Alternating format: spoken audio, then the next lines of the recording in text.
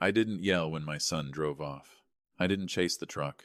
I didn't even call his name twice. I just stood there in the Arizona desert, watching the dust fall back to the ground like it had been waiting for this.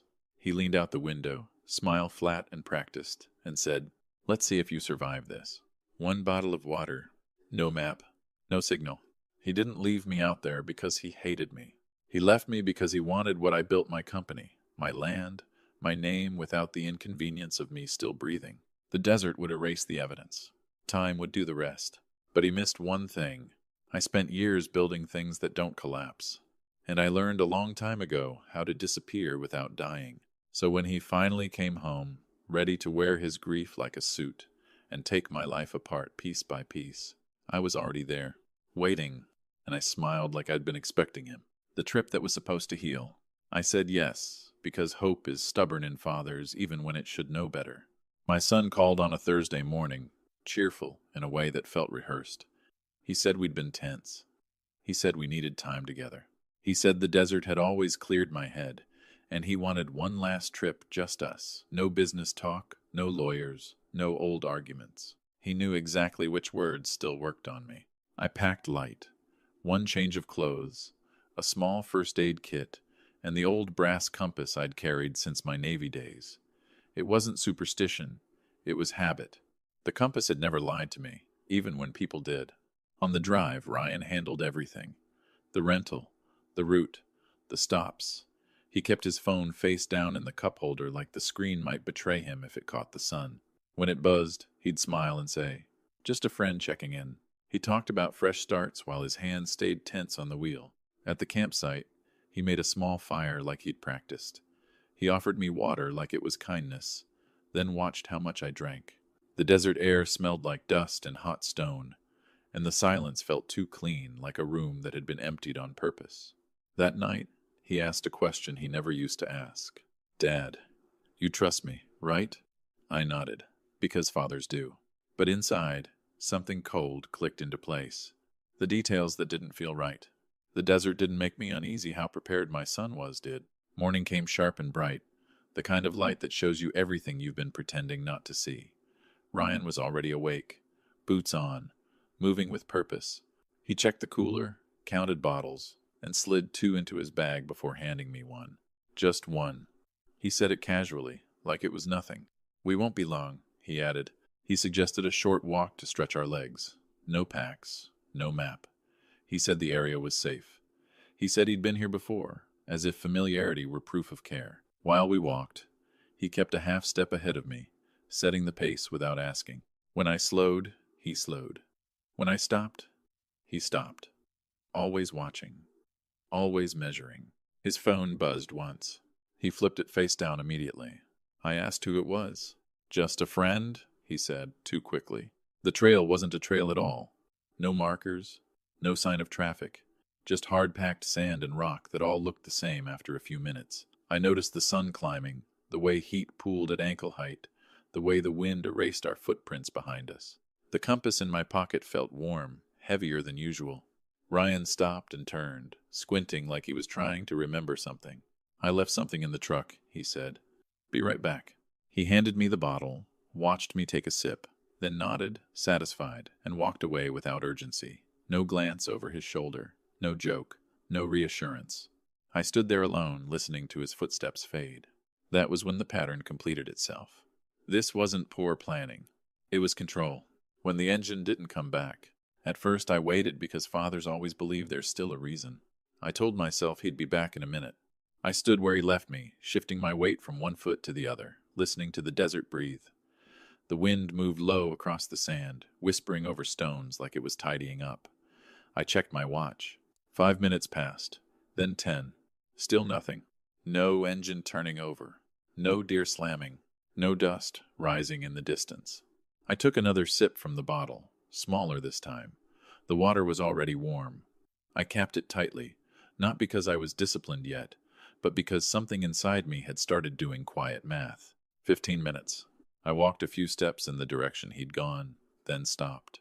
There was no point rushing. If he was coming back, I didn't need to chase him.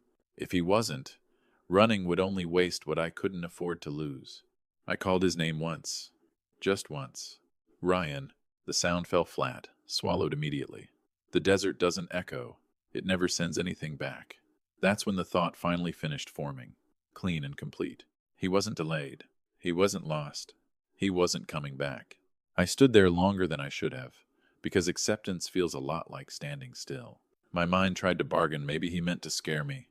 Maybe this was some twisted lesson. Maybe he'd circle back once he proved a point. Then the sun climbed higher, and the ground under my boots began to radiate heat. Fear arrived late, but clarity arrived first. This wasn't a mistake. This was a decision. Silence that meant death. The desert doesn't threaten you, it simply removes every option you thought you had. Once the engine failed to return, the silence changed shape. It wasn't empty anymore. It was deliberate. The heat pressed down slowly, not dramatic, not urgent, just patient. I stopped moving and forced myself to think. Because panic burns water faster than thirst ever could, the bottle in my hand felt lighter than it should have. I tilted it, listening to the slosh, measuring what remained by sound alone. There was no shade worth trusting. Rocks radiated heat like they were storing it for later. The horizon wavered, bending distance until direction felt like a rumor. I turned in a slow circle, scanning for anything I could anchor myself to. Nothing. Just sand, stone, and a sky that didn't care. That's when I understood something cruelly precise. He hadn't just left me somewhere remote. He'd left me somewhere final. No road noise. No contrails overhead. No sign that anyone passed through here by accident. If I collapsed, the desert wouldn't record it. If I died, it would look like nature, not intent. I crouched low, pressing my palm into the ground. The sand was already hot enough to sting. My breathing slowed as I forced my thoughts into order. Survival wasn't about strength now, it was about refusal. Refusing to rush, refusing to curse, refusing to give the place what it wanted too quickly. I took one small sip and sealed the bottle again. Then a colder thought surfaced, heavier than the heat. If he'd planned this well, he'd planned what came after, realizing this wasn't an accident. That was the moment I stopped asking why and started asking what he wanted. As the hours stretched, the truth sharpened. Not all at once, not dramatically, piece by piece. I replayed the weeks before the trip, the questions he'd asked too casually, about my accounts, about paperwork, about what would happen if something ever happened to me. At the time, I'd answered like a father, explaining the world to a curious son. Standing alone in the desert, I heard those conversations differently. This wasn't rage. It wasn't impulsive cruelty. It was preparation. He had chosen the place carefully, far enough from roads that help wouldn't wander by, close enough that he could leave and be back before anyone noticed I was missing. He'd rationed water not to help me, but to decide how long I'd last. That's when something inside me went quiet. I stopped calling him my son in my thoughts. Not out of anger, out of accuracy. Men who act in anger leave messes. Men who plan leave nothing behind. I checked the compass, not because I needed direction yet, but because I needed to feel something that still obeyed rules. The needle steadied in my palm, pointing north without hesitation. It didn't care who betrayed whom. It didn't care about blood. It only told the truth. I adjusted my pack and stood slowly, conserving energy. Panic would waste time. Grief would waste air. I didn't have either to spare. One thought anchored itself and refused to move. If he wanted me gone, he wanted what came after my disappearance even more. And that meant I wasn't finished yet. Old discipline, new purpose. Fear wastes energy, discipline keeps you alive. Once the truth settled, I stopped arguing with it. I didn't curse him. I didn't shout at the sky. I didn't move unless I knew why I was moving. The desert doesn't reward effort, it rewards restraint. I sat with my back against a low rock and waited for my heart to slow. Panic feels productive, but it isn't. It just burns what you can't replace. I loosened my boots to keep my feet from swelling and wrapped my shirt around my head to trap what little moisture I could. Small things matter when everything else is gone. I checked the compass again, north. Always north. The needle didn't tremble, even when my hands did. That steadiness gave me something to borrow. I planned in segments, not miles. Walk a little, rest longer, move only when the sun allowed it. I took another sip, just enough to wet my mouth, and sealed the bottle tight. Every swallow had to earn its place. As I moved, memories surfaced uninvited. Years of teaching my son that problems could be solved with money, that consequences could be delayed, that someone else would always clean up the mess. I'd called it love. Standing there, measuring shade like currency, I finally named it correctly. It was protection without limits, and limits are what keep things alive. I adjusted my pace and felt something shift inside me, not anger, not fear, but purpose. Survival alone wasn't enough anymore. I needed to stay alive long enough to make sure this ended where it started, with the truth. Saved by strangers. The hands that pulled me back weren't family, they were just human. I was resting in the thin shadow of a rock when I heard it. Not loud, not close, just wrong for a place like this. An engine. First, I thought my mind was betraying me. The desert does that when heat and thirst start negotiating with memory. I stayed still and listened again. The sound returned steady this time, unmistakably real. A pickup truck crested a low rise and slowed when it saw me. Dust curled behind it like a question mark. The driver didn't shout. He didn't wave. He just stopped, stepped out, and looked at me the way people look at something they weren't expecting to find but won't turn away from. "You all right?" he asked. I nodded once. Talking felt expensive. They gave me water carefully, the way you give something fragile back to itself. Small sips. Long pauses. The cold burned my throat in the best way possible. I didn't cry. Relief doesn't always look like that. His wife pressed a damp cloth to my neck and told me to breathe slow. No questions, no judgment, just presence. As we drove away from the place my son had chosen for me, I stared out the window at the desert rolling past, indifferent as ever. It hadn't finished me. It had simply waited to see if I would. That was when the bitterness arrived, not sharp, but heavy. Strangers had saved me without knowing my name. My own blood had left me without looking back. I closed my eyes and let the truck carry me toward shade, water, and something colder than anger. Clarity. Declared dead while breathing. I learned I was dead while I was still drinking water. They drove me to their home first, not a hospital. Shade mattered more than machines. Cold water, salt, time. The woman told me her name once, slowly, like I might need it later. I remember nodding, even though my head felt like it was floating just above my shoulders. It was her husband who brought the paper in from the porch. He didn't say anything at first, just set it on the table between us, smoothed it flat with 2 fingers, and stepped back. The headline used my name in the past tense. Deceased. Local man. Desert incident. Authorities notified. I stared at it longer than I should have, reading every word like it might rearrange itself if I waited. It didn't. The date was today. The time was hours ago. We had moved fast. Too fast. I wasn't missing. I wasn't being searched for. I had already been explained away. The woman covered her mouth softly, like she was afraid to make the moment louder. The man looked out the window, jaw set, the way people do when they realize kindness has just walked into something criminal. "That your family?" he asked. I nodded once. My chest felt tight, not from fear, but from something colder. Precision. This wasn't a lie meant to delay questions. It was a lie meant to end them. I folded the paper carefully and set it aside. If he had already buried me in public, then whatever he planned next didn't require my consent or my existence. And for the first time since the truck disappeared into the dust, I understood the full shape of it. He didn't just want me gone. He wanted me erased, choosing not to come back yet. I realized the worst thing I could do was show up alive too soon. The couple offered to call the authorities right away. It was the natural response. The right one, maybe. But I asked for time instead. Not much, just enough to think while my head was clear and my hands had stopped shaking. If I walked back into my life immediately, I would look like a problem that needed explaining. If I stayed quiet, I became a fact that couldn't be argued with later. People rush when they think the danger has passed. My son would rush now. I borrowed a phone and listened to my own voicemail. Messages from business contacts, confused and cautious. One from a distant relative already using the past tense. No urgency. No search parties. Just acceptance settling in. That told me everything. I called my lawyer next. I didn't explain the desert. I didn't explain the betrayal. I just said one sentence. I'm alive, and someone is pretending I'm not. Silence on the other end, then focus. She told me not to go home. Not yet. She told me paperwork leaves footprints, and people who think they've won stop watching where they step. I stayed where I was. Rested. Drank water. Let my body recover while my name traveled without me.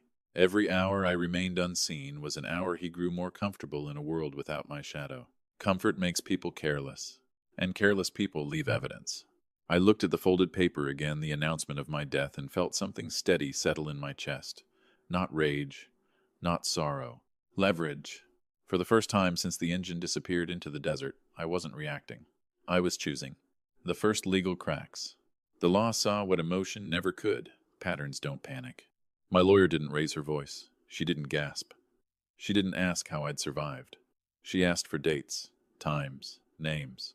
Calm questions with sharp edges. That's how I knew she understood. Within an hour, she called back with the first fracture in his story. A document filed that morning, authority transferred, temporarily, in the event of death. Clean language. Careful wording. Too careful.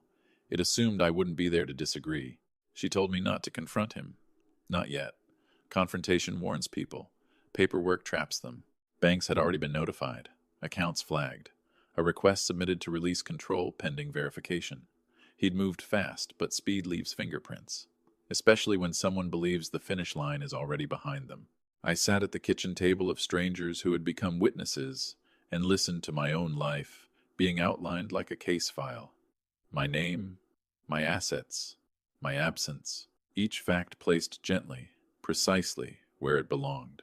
This wasn't a family matter anymore. It was a record. My lawyer asked one last question before hanging up. Did he think you were alone out there?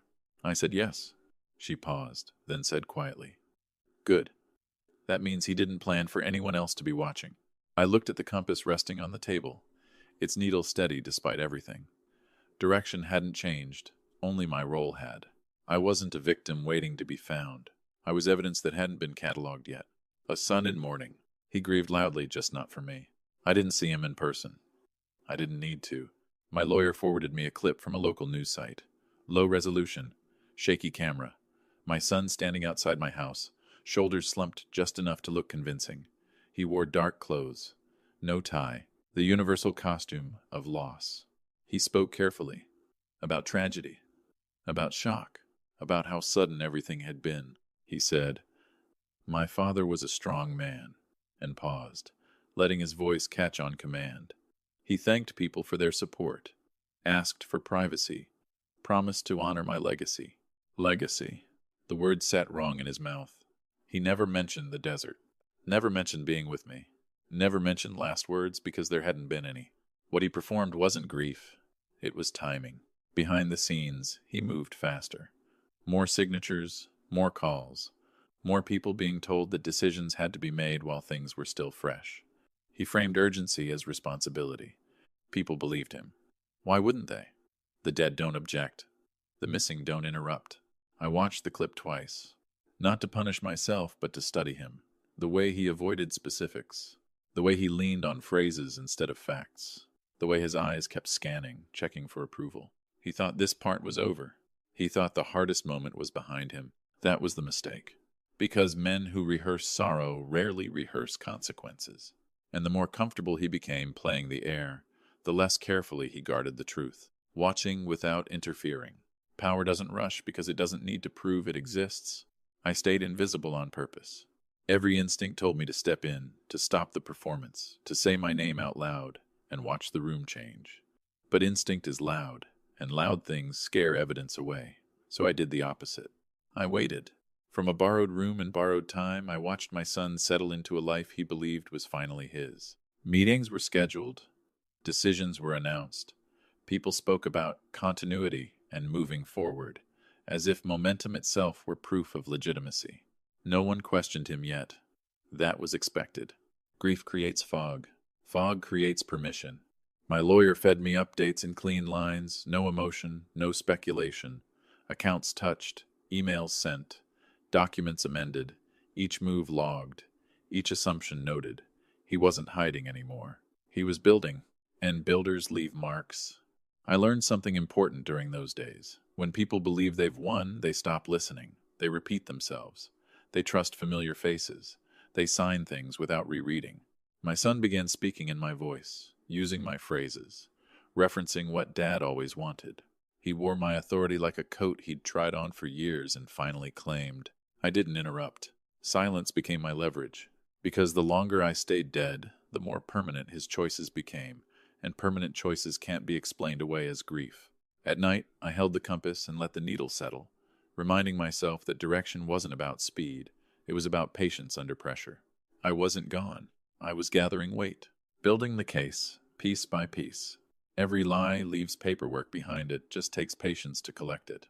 The case didn't come together all at once. It never does. It formed the way solid things form, layer by layer. Pressure applied evenly, no rush to make it impressive. My lawyer called it slow certainty. I called it breathing room. Bank records showed timing that didn't align with grief. Transfers initiated before condolences finished circulating. Temporary authorizations upgraded quietly, then normalized. Each step small enough to ignore, but together they drew a line straight back to intent. Emails were worse, not because of what they said, but because of what they assumed. He wrote as if my absence were permanent, as if the question of my return had already been resolved. Phrases like moving forward without delay and honoring what he would have wanted appeared again and again. Men who think they're safe stop using conditional language. I remembered something from years ago, a lesson learned the hard way. Accidents make people cautious. Plans make them confident. Confidence creates patterns. Patterns create proof. We built timelines. Who signed what? Who approved which decision? Who benefited first? Each document placed beside the next, like stones, forming a path. I didn't speak during most of it. I just watched the shape emerge. This wasn't about punishment. It was about inevitability. The more he settled into control, the harder it would be to claim confusion later. He wasn't guessing. He was committing. And commitment, once documented, doesn't care about apologies. Confidence before collapse. The moment he stopped checking his steps was the moment everything began to fail. Confidence changes a man's posture before it changes his choices. I saw it in the way my son started speaking for the company instead of about it. No qualifiers, no pauses. He didn't ask questions anymore, he issued statements. People nodded. That nodding fed him. Power always tastes sweetest right before it turns bitter. He expanded his circle, but not his caution. New advisors, old friends, people who liked the sound of certainty more than the weight of truth. He trusted them because they trusted him, and trust, when earned too easily, is a liability. He signed documents faster now, approved expenses without second reviews, let deadlines replace diligence. Grief had been his shield. Momentum became his excuse.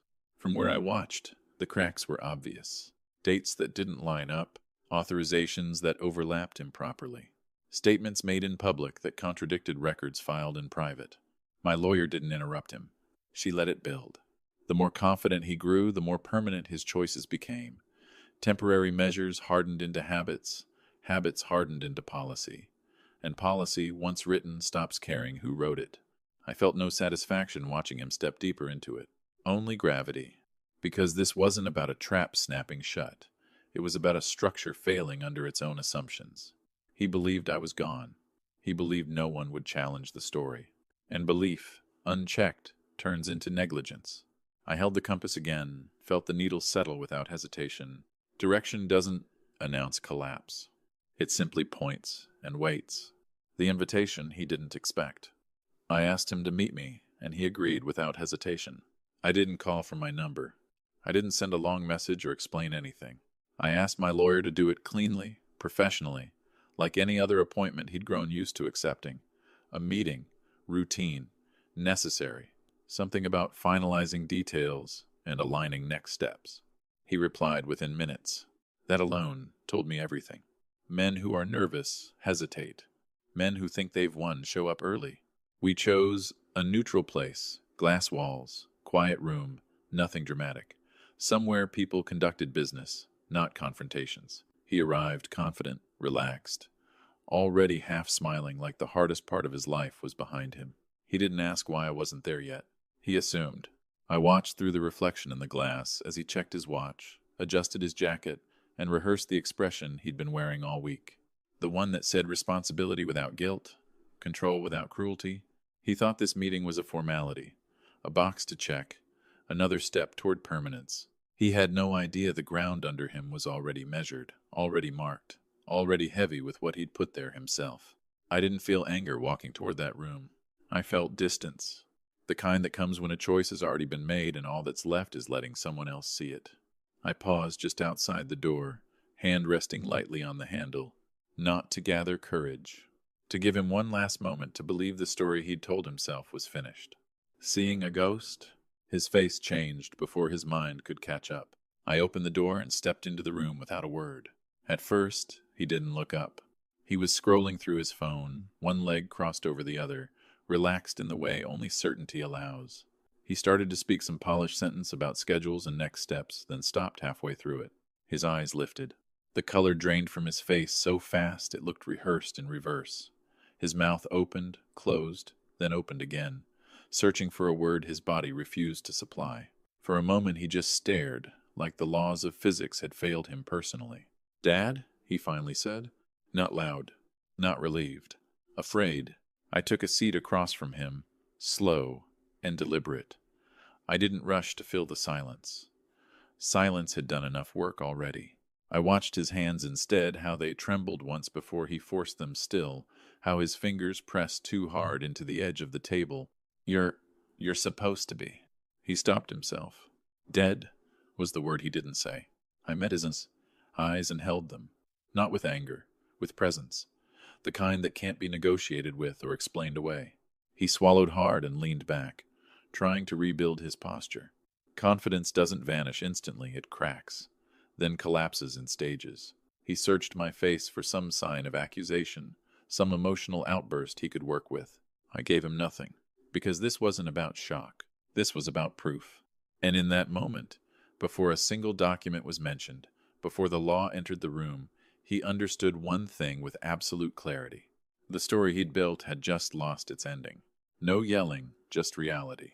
I didn't accuse him, I let the truth do the talking. I didn't raise my voice. I didn't ask why. Why invites excuses. Facts don't. I slid a thin folder across the table and stopped it with one finger. He stared at it like it might bite. I didn't open it for him. I didn't need to. The weight of it was enough. "You don't have to read it," I said calmly. "You already know what's inside." His eyes flicked to the door, then back to me. He tried to smile, but it came out crooked, unfinished. "Dad, there's been a mistake," he began. Things got confusing after.